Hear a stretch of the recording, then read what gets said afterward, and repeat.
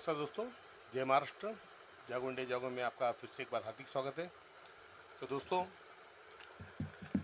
आज हम बात करेंगे कि एनेक्शल 2 के अंदर की गड़बड़ियाँ, जो प्रॉब्लम्स होते हैं। कभी नाम का प्रॉब्लम्स है, करेक्शन का प्रॉब्लम है, तो क्या प्रॉब्लम्स आते हैं, हम उस विषय बात करेंगे। क्योंकि बहुत लोगों के कमेंट्स आते हैं और बहुतों का ये प्रॉब्लम्स है, जिसके अंदर कमेंट्स करते हैं कि भाई बिल्डर में पहले भाड़ा देता था, अब बोलते हैं नाम करेक्शन करा क्या ही है, तो हम क्या करें। तो पहले हम समझते हैं कि ये एनेक्शल 2 में गड़बड़ियाँ क्या है। तो पहली गड़बड़ी तो है कि जब एनेक्शल 2 सक्षम प्राधिकारी द्वारा बनाया जाता है, उस समय कुछ नाम के अंदर प्रॉब्लम्स आ जाते हैं। कुछ नाम जो वर्ड है वो गलत हो जाते हैं। वो एक चीज़ हो गई। कभी किसी का सरनेम अलग हो गया, नाम में थोड़ी गड़बड़ी हो गई, तो वो चीज़ों के लिए क्या करना है। तो ये हो गया पहला। दूसरा, डॉक्यूमेंट में आपके नाम गलत आए हैं, यानी आपके जो पुरावे हैं उसके अंदर शायद पहले से ही नाम गलत चले आ रहे हैं और आप बैठे हैं कि भाई इससे क्या फ़र्क पड़ता है। तो वो चीज़ कैसे करें उसके विषय में। व्यक्ति द्वारा, जो व्यक्ति झोपड़ी धारक है, उन्होंने खुद ने अपना नाम या उपनाम या पदनाम कुछ चेंज किया है, तो वो जो बदली होता है तो क्या करें और इसका क्या इफेक्ट आता है, इस विषय में भी हम बात करेंगे। इस पे इफेक्ट क्या होता है ये पहले हम बात करेंगे। फिर चौथा है परिवार का। जो व्यक्ति झोपड़ी धारक है, गलती से उसके परिवार का किसी व्यक्ति का नाम उस पर समाविष्ट हो गया है, तो ये जो चीज़ें हैं, इसमें पहले हम बात करते हैं इफेक्ट क्या आता है। इस पे इफेक्ट ये आता है कि देखिए, ये जो चीज़ें हैं ये लोगों को समझ में आती है कि छोटी सी चीज़ें हैं, ये से क्या तकलीफ हुई, लेकिन ये बहुत बड़ा इफेक्ट करता है। सबसे पहला इफेक्ट तो क्या करेगा कि आपकी जो सोसाइटी और डेवलपर्स हैं वो आपको परेशान हैरेसमेंट करना चालू करेंगे। वो कहेंगे कि भाई आपका नाम बराबर नहीं है, हम आपको भाड़े क्यों दें। कल आपके अलॉटमेंट में आपका नाम गलत रहेगा जब आप अपने डॉक्यूमेंट सबमिट करेंगे, क्योंकि अलॉटमेंट में वहाँ पे आधार कार्ड वगैरह सबमिट किया जाता है, तो उसमें नाम का प्रॉब्लम रहेगा तो आपको तकलीफ आएगी, आपको अलॉटमेंट नहीं मिलेगा। तो इन चीज़ों को ध्यान रखनी चाहिए कि ये जो छोटी छोटी गलतियाँ हैं बहुत भारी पड़ती है। इसलिए सबसे पहले एनेक्शल 2 को आपको, मैंने बोला था एनेक्शल 2 सर्टिफाई निकाल के रखिए। और ये मेरी बातें सुन के मुझे बहुत अच्छा लग रहा है। बहुत सारे सब्सक्राइबर मुझे मिले भी थे सारे में, और वो एनेक्शल 2 की कॉपी निकाल भी रहे। देखिए, इससे दो फ़ायदा हो। एक तो पहला फ़ायदा तो गवर्नमेंट की रिवेन्यू जनरेट होगी। इसमें सबसे बड़ा मसला है गवर्नमेंट की रिवेन्यू जनरेट होगी, जो कि ये हमारे चैनल जागो इंडिया जागो से हम जो भी अवेयरनेस ला रहे लोगों के बीच में, वो चीज़ होगी। दूसरी चीज़ ये होगी कि आपका जो ओरिजिनल सर्टिफिकेट, जिसको एनेक्शल 2 बोलते हैं, ये आपका समझिए घर का सर्टिफिकेट है, वो आप लीजिए। अब एनेक्शल 2 कॉपी निकालने के बाद सबसे पहले आप एनेक्शल 2 को चेक कीजिए, आपका एनेक्शल का सीरियल नंबर बराबर है या नहीं है, वो देखिए। क्योंकि कभी कभी क्या होता है, जो कंप्लेंट अथॉरिटी के यहाँ पे टाइपिंग करते हैं तो वहाँ पे टाइपोग्राफिकल मिस्टेक्स भी हो जाती है। कभी नाम के प्रॉब्लम्स हो जाते हैं, कभी नंबरिंग गलत हो जाती है। तो ये जो चीज़ें हैं ये डिपार्टमेंट की गलतियां हैं। तो अगर ऐसा कुछ भी प्रॉब्लम्स होगा तो पहले डिपार्टमेंट में एप्लीकेशन फाइल कीजिए और उनको कहिए कि भैया मेरे नाम का करेक्शन करें, मेरे नाम का करेक्शन करें। क्योंकि वहाँ एक आदमी की नहीं, बहुत सारे लोगों की तादाद में बनाई जाती है। तो देखिए, हम कंप्यूटर पे काम करते हैं तो कभी कभी क्या होता है, कुछ एप्लीकेशन बनाना था, हम एक दूसरे की कॉपी पेस्ट करते हैं, तो वहाँ पे भी जो सप्लीमेंट्री बनाई जाती है किसी न किसी की कॉपी पेस्ट होती है। उसमें क्या होता है, कहीं कभी कभी ध्यान से उतर के सीरियल नंबर्स गलत हो जाते हैं या नाम के अंदर तफावत हो जाती है, गड़बड़ियाँ हो जाती है। तो इस चीज़ को पहले आप ध्यान रखिए, एनेक्शल 2 निकालने के पहले या सर्टिफाई लेने के बाद, या जब सर्टिफाई की कॉपी आपको अगर वहाँ पे बुलाएंगे कि भैया आपकी कॉपी देख लीजिए, तो उसमें पहले चेक कर लीजिए कि आपके नाम और नंबर, सीरियल नंबर जो है वो करेक्ट है। ये चीज़ को आप देख लीजिए और उसकी सर्टिफाइड कॉपी निकालिए, या जिसने निकाल भी लिए तो वो भी उसको चेक कीजिए। अगर ओके है तो आप उसको रखिए और बहुत जतन से रखिए। पहली बात तो उसको आपको कोई फ्रेम मत कराइए, क्योंकि फ्रेम मत कराइए, उसको फ्रेम का कराने से प्रॉब्लम्स हो जाएंगे। आप उसको प्लास्टिक का फोल्डर लीजिए, प्लास्टिक के फोल्डर में डाल के रखिए, या अच्छे फाइल में उसको इस तरह से रखिए कि वो जल्दी ख़राब नहीं हो। उसको बहुत संभाल के रखिए, क्योंकि ये आपको लाइफ टाइम तक चलने वाला है। तो दोस्तों आइए हम चलते अपने सब्जेक्ट पे, क्योंकि ये जो भी था वो भी सब्जेक्ट का विषय था, लेकिन अब हम अपने सब्जेक्ट पे चलते हैं कि पहला जो प्रॉब्लम है सक्षम प्राधिकरण द्वारा, जैसे मैंने अभी बताया कि वहाँ पे जो भी टाइपोग्राफी मिस्टेक या कुछ भी होता है तो आप कंप्लेंट अथॉरिटी को अप्लीकेशन दीजिए, अप्लीकेशन करके उसके अंदर करेक्शन करा के लीजिए। जो भी नाम के अंदर गड़बड़ी या तफावत हुई है, चेंजेस हुए, वो आप करेक्शन करा के लीजिए, क्योंकि ये आपको आगे चल के तकलीफ दे सकती है। अब दूसरा मुद्दा आता है डॉक्यूमेंट में नाम की तफावत है, गड़बड़ी है। अब कई लोगों की प्रॉब्लम से मुझे फ़ोन भी आते हैं कि सर मेरा लाइट बिल पे नाम अलग है, इलेक्शन में इसमें नाम अलग है। अब आपको आपका ओरिजिनल नाम किस पे है, लाइट बिल पे है या मतदार यादी में है, ये आपको पता करना है। और पता कि आपको तो पता ही होगा किस पे गलत है। तो जहाँ भी जिस डिपार्टमेंट में ये गड़बड़ियाँ हैं वहाँ पे आप करेक्शन करके लीजिए। पहले नाम करेक्शन करवा लीजिए, चाहे वो आधार कार्ड में हो या कहीं पे भी हो, आप नाम करेक्शन कराइए, अन्यथा आपको बहुत तकलीफ होगी। ये जो चीज़ें हैं ये कोई भी सोशल मीडिया बताता नहीं है कि इससे आपको क्या तकलीफ होने वाली है। ये अलॉटमेंट में आपको तकलीफ देगी, ये हर समय आपको तकलीफ देगी।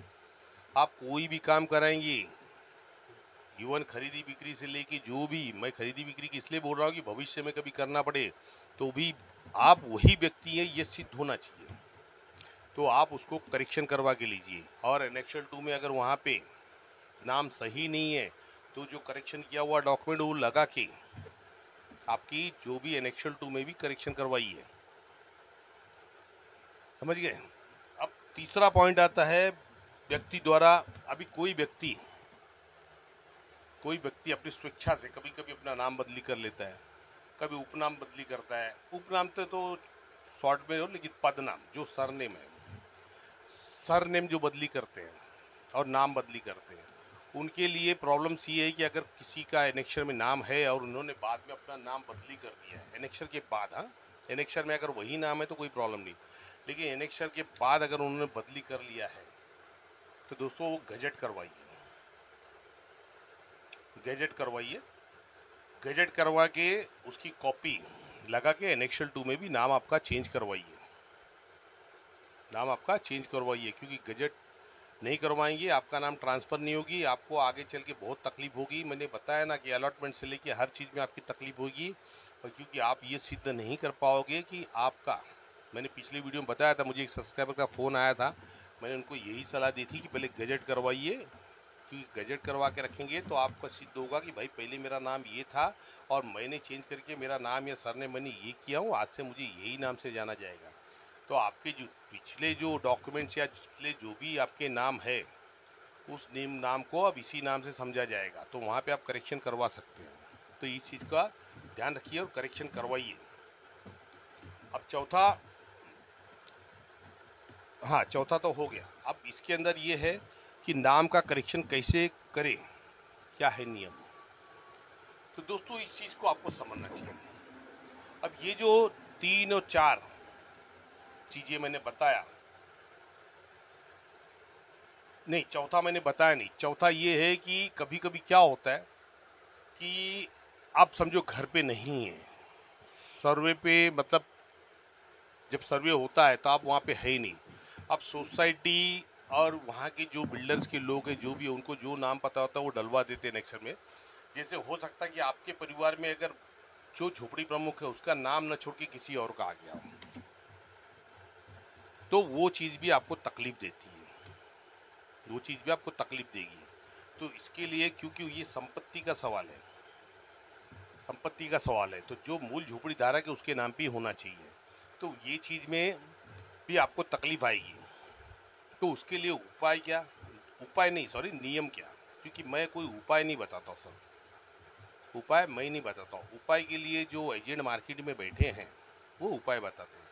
मैं सिर्फ नियम बताता हूँ, जो सरकारी नियम है, जो सरकार ने कहा है, जो कानून है। अब इसके अंदर नियम यही है कि पहला मैटर में तो समझो डिप्टी कलेक्टर की डिपार्टमेंट की गलती, ये करेक्शन है, तो उनका काम है उस टाइपोग्राफिकल मिस्टेक को, जो भी उन्होंने कंप्यूटराइज मिस्टेक किया है उसका क्लियरेंस करें, और क्लियरेंस करके आपको जो भी एनेक्शल 2 है वो रीवेरीफाई, सॉरी, उसको दुरुस्ती करें, दुरुस्ती करके आपको उसकी कॉपी दी जाएगी। और सेम प्रोसीजर में कॉपी बिल्डर के पास, सोसाइटी के पास और एआर डिपार्टमेंट के पास, इंजीनियरिंग डिपार्टमेंट में, ये डिपार्टमेंट का काम है भेजना। तो ये डिपार्टमेंट का काम है। अगर वो नहीं करते, अगर वो नहीं करते हैं तो आप 35 अपील में जा सकते हैं। 35 में अपील में जाके आप लगाएंगे कि भैया मेरा डॉक्यूमेंट ये है, सब कुछ ये, मेरे नाम के अंदर गड़बड़ी है, इनके यहाँ से गलत हुआ है, तो इसका क्लियरेंस क्यों नहीं कर रहे, ये करेक्शन क्यों नहीं कर रहे। तो करेक्शन करने वाली बात है, तो उनको करेक्शन करना। जहाँ तक ये अगर डिपार्टमेंट का गलती है तो डिपार्टमेंट करेक्शन करके देगा। लेकिन जहाँ पे आपने नाम अगर बदली किया है, जहाँ पे आपने नाम अगर बदली किया है या परिवार में किसी और का नाम चढ़ गया है, तो आपको उसके लिए 35 अपील में जाना ही पड़ेगा। स्लम एक्ट के सेक्शन 35 में अपील में जाना ही पड़ेगा। और अपील में आपको सब डॉक्यूमेंट लगा के प्रूव करना पड़ेगा कि भैया झोपड़ी मेरी है, और जिसके नाम से घर है उस व्यक्ति को भी आप पार्टी बनाइए। कभी कभी क्या होता है कि भैया घर में रिलेटिव्स है, तो रिलेटिव लोग ज़्यादा उनको जानते तो उनका नाम दे दिए, तो अब उनके नाम पे हो गया। या कहीं कहीं की तो ऐसे प्रॉब्लम्स आए कि किसी लोग, बहुत से लोगों ने घर भाड़े पे दिए, तो भाड़ोतरी जो था उसका नाम चढ़ा दिया गया है और डॉक्यूमेंट पहले वाले के लगाए हैं। तो वहाँ पे तकलीफ का सामना आपको करना पड़ता है कि जब घर टूट जाते हैं तो आपका भाड़ोतरी कहाँ चला जाएगा, क्या करेगा, तब आपको मिलेगा या नहीं मिलेगा वो बंदा, क्योंकि वहाँ पे उस बंदे का एफिडेविट लगेगा, उस बंदे का एफिडेविट लगेगा कि भाई ये नाम गलत आया है और ये जो भी है इनका मकान था, मैं यहाँ पे भाड़े पे रहता था, और इनका जो भी है डॉक्यूमेंट्स इनके नाम पे करें, मुझे कोई आपत्ति नहीं है। इस पर एफिडेविट लगेगा दोस्तों। जैसा कि मैंने पिछली वीडियो में बताया था कि एनेक्शल 2 में बहुत सारे लोग, ये जो अथॉरिटी है वो अथॉरिटी करती क्या है, कभी कभी जो ड्राफ्ट एनेक्शल 2 है उसके अंदर से झोपड़ी धारक को हटा के दूसरे झोपड़ी धारक को इंटर कर देती, नाम समाविष्ट कर लेती। वो गलत है, और गलत इसलिए है कि आप किसी के अधिकार को हनन कर रहे हैं, जबकि ये अधिकार मात्र कोर्ट के अलावा किसी को नहीं है कि किसकी संपत्ति है। ये अथॉरिटी डिसाइड नहीं कर सकती है, ना सरकार डिसाइड कर सकती है। ये काम मात्र न्यायालय का है। न्यायालय उसके ऊपर जो भी सूटेबल ऑर्डर्स होगा उस ऑर्डर को सब लोग मानने के लिए बाध्य होते हैं, और बाध्य होना ही पड़ेगा, क्योंकि हमारे यहाँ पे देश के अंदर में जो न्यायालय होता है उसको सुप्रीम अथॉरिटी कहा जाता है। सुप्रीम अथॉरिटी, चाहे वो स्मॉल कोर्ट हो, कोई भी हो, जिस कहीं भी कोर्ट का अगर ऑर्डर्स आते हैं, हाँ ये अलग बात है कि जो व्यक्ति उसमें लड़ रहे हैं उस ऑर्डर को चैलेंज करने का अधिकार सबको है, क्योंकि सबकी अपनी अपनी रेमेडी होती है, अधिकार होता है कि भैया आप आगे जा सकते हो, वो अलग चीज़ है। लेकिन ऑर्डर्स को मानना ये सबके लिए बाध्य होगा, बंधन कारक है कि मानना ही पड़ेगा, क्योंकि हमारे यहाँ पे कोर्ट को सुप्रीम अथॉरिटी कही गई है। तो ये कोर्ट ही डिसाइड कर सकती कि प्रॉपर्टी किसकी है, नहीं तो ये अथॉरिटी को, डिपार्टमेंट का काम नहीं है कि कोई भी डिक्लेरेशन दे कि भाई प्रॉपर्टी इनकी है, वो काम इनका नहीं है। तो वहाँ पे अथॉरिटी गलत करती है।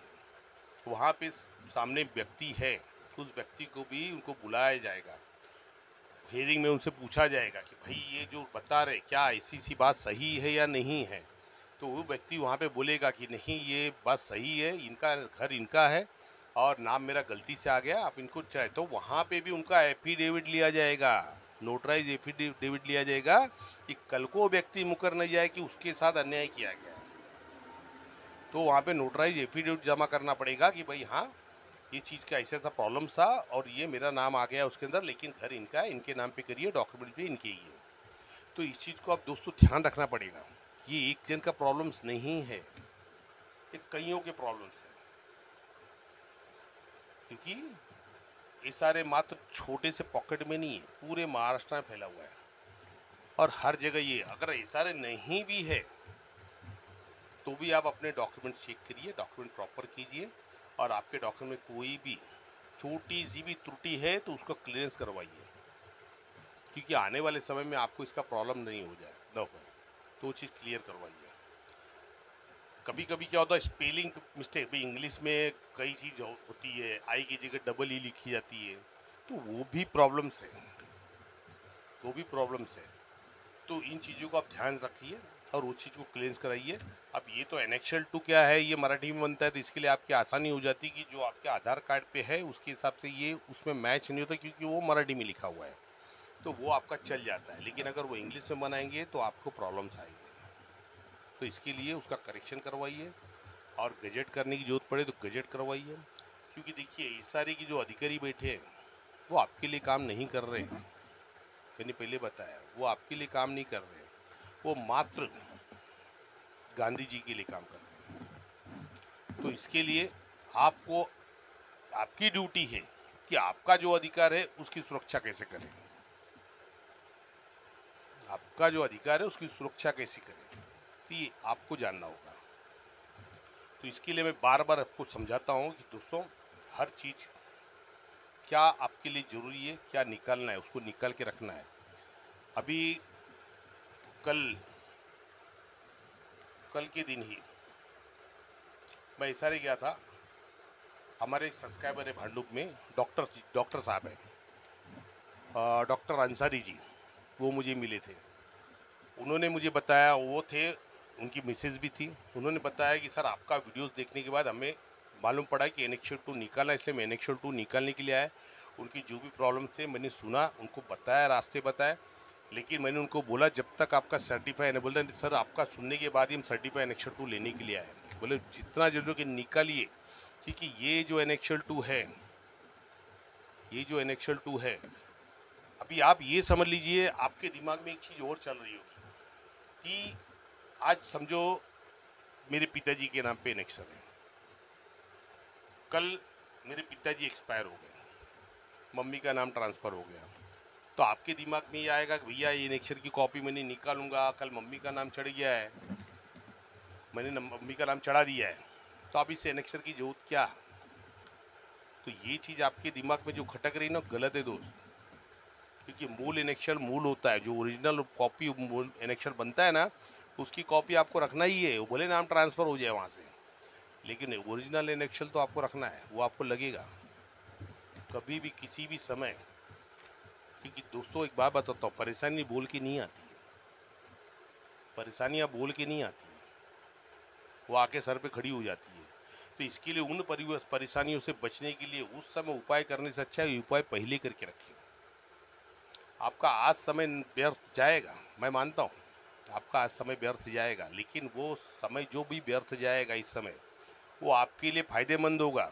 जो आज वो चीज़ कर रहे हैं वो आपका काम बहुत जल्दी हो जाएगा। अभी मान लीजिए, मैं आपको एक चीज़ बताता हूँ, सरकारी अधिकारियों का काम तो आपको पता है, इसके अंदर शायद मुझे बोलने की जरूरत नहीं है, क्योंकि पूरी इंडिया जानती है कि सरकारी अधिकारियों का काम क्या होता है। सरकारी अधिकारियों का काम क्या होता है। सरकारी अधिकारी कहीं फंसते ना तो उनके काम बहुत फास्ट चलते हैं, लेकिन आपका कुछ काम रहेगा तो एक फाइल निकालने के लिए भाई साहब हम लोगों को आरटीआई से लेके फर्स्ट अपील से लेके सेकेंड अपील, उसके बाद 18(1) में कंप्लेंट तक का सफ़र करना पड़ता है, तब जाके हमें इन्फॉर्मेशन मिलती है। तो सोचिए, जब कानून बना है तो डॉक्यूमेंट नहीं देते लोग, तो आप अगर वहाँ पे जाओगे सर्टिफाई के लिए फाइल करोगे, आपका समझो मैटर 10 साल पुराना हो चुका है, स्कीम बंद हो चुकी है, मतलब ख़त्म हो चुकी है, बिल्डर अपने घर पे जाके सोया हुआ है, आप अपने घर में मस्त है, अचानक में आपको कुछ प्रॉब्लम्स आई और एनेक्शन 2 कॉपी चाहिए, तब आप डिपार्टमेंट आपको नचाएगा कि भैया अरे यार ये तो फाइल हमने वहाँ भेज दिया, ये फलाना फाइल हमने वहाँ भेज दिया। आप परेशान हो जाएंगे। हर अधिकारी बोलेगा अरे यार 10 साल पुराना है, कहाँ है, ढूंढना पड़ेगा, निकालना पड़ेगा। भाई ये चीज़ कॉमन है। या मान लीजिए, ये मान लीजिए कि ये मैं नहीं कह रहा हूँ, ये हर आदमी भुक्तभोगी होगा इस चीज़ का कि सरकारी अधिकारी कैसे लोगों को हैरेसमेंट करते हैं। तो इसके लिए यदि आज आपका प्रोजेक्ट चालू है, आपको तुरंत ज़्यादा आपको तकलीफ होगी 15 दिन महीना भर, आपको रोज़ थोड़ा जाके खड़ा रहना है। लेकिन आज अगर ले लेंगे तो भविष्य में इसका फ़ायदा होगा। भविष्य में आपको इसको ढूंढने की जरूरत नहीं पड़ेगी कि भैया मेरा एनेक्शन कॉपी कौन से डिपार्टमेंट पड़ा है और कहाँ पड़ा है। इस चीज़ को समझिए, और वो हमेशा काम आएगा, ओरिजिनल होता है। तो दोस्तों, आज हमने वही सीखा, वही जाना, वही समझा कि जो लोगों के प्रॉब्लम्स, जो छोटे छोटे प्रॉब्लम्स है, वो बड़े बड़े नासूर बन जाते हैं और इससे बहुत सारी तकलीफ भी होती है। तो आप सबसे पहले आपका नाम का करेक्शन कराइए। जो भी एनेक्शल 2 निकाल रहा है, उस एनेक्शल 2 में पहले चेक कीजिए आपका एनेक्शर का नंबर और आपका नाम करेक्ट है या नहीं है। उसकी जरा भी उसमें गड़बड़ी है तो आप तुरंत एप्लीकेशन करके उसको करेक्शन करवाइए। अब आपके दिमाग में एक चीज़ आएगा कि सर सर्टिफाई कॉपी तो हमने ले लिया, अब हम करेक्शन करवाएंगे तो फिर हमें सर्टिफाई निकालना पड़ेगा। तो सर आपको सर्टिफाई निकालने की जरूरत नहीं पड़ेगी। जब करेक्शन होगा तो आपकी सप्लीमेंट्री बनेगी, और सप्लीमेंट्री जब भी बनती है तो उसकी कॉपी जो अप्लीकेंट होता है उसको भी दी जाती है ओरिजिनल विथ कवरिंग लेटर। आ रहा समझ में? उसके साथ में कवरिंग लेटर भी आता है, उसमें आपका लिखा जाता है आपका एप्लीकेशन था और आपका क्या प्रॉब्लम था, उसके अंदर ये चीज़ निकाली जा रही है, उसके हिसाब से पास करो। तो इस चीज़ को ध्यान में रखिए। वहाँ पे फिर आपको सर्टिफाई, क्योंकि आप जब ओरिजिनल आपके पास आ जाएगी तो आपको सर्टिफाई की जरूरत क्या, बताइए? जरूरत नहीं पड़ेगी। लेकिन फिर भी आप उस चीज़ को कंफर्म करने के लिए निकालते हैं, एज वेल एज गुड। देखिए, मेरा जो सप्लीमेंट्री निकला, सप्लीमेंट्री की कॉपी मेरे पड़ी है ओरिजिनल, मेरे पास जो आई है, उसके बावजूद ही मैंने कॉपी निकाला, सर्टिफाई कॉपी। प्रॉब्लम्स क्या होते हैं? डिपार्टमेंट की लापरवाही। डिपार्टमेंट आपको कॉपी तो दे देगा, अब वो कॉपी बोलेंगे बिल्डर को भेजेंगे, नहीं भेजेंगे तब क्या होगा? डिपार्टमेंट में नहीं भेजे तो क्या होगा? अब डिपार्टमेंट वो बोले भाई हमारे पास है ही नहीं, लेकिन आपके पास तब सबूत रहेगा, भाई ये ओरिजिनल आपने भेजा था और ये दूसरी कॉपी मैंने सर्टिफाई निकाला है। अब आप बोलिए आपके डिपार्टमेंट में नहीं है, तो वहाँ पे फर्क पड़ेगा। लेकिन आप अगर नहीं निकालते तो कोई बात नहीं, उस समय ओरिजिनल कॉपी आपके पास रहेगी, उसको कोई इग्नोर नहीं कर सकता है। तो आज हमारी यही जो भी पाठशाला थी, यही सीखने की थी कि नाम के अंदर करेक्शन में क्या करना है, क्या नहीं करना है, और जिसकी जो प्रॉब्लम गजट की है गजट करवाइए, और जिसका प्रॉब्लम जो परिवार की या किसी और सदस्य का नाम आ गया तो वो तुरंत 35 में अपील फाइल करके अपना नाम करेक्शन करवा के लिए। तो धन्यवाद दोस्तों, मिलते हैं अगली वीडियो में किसी और विषय पे। धन्यवाद। जय हिंद, जय महाराष्ट्र।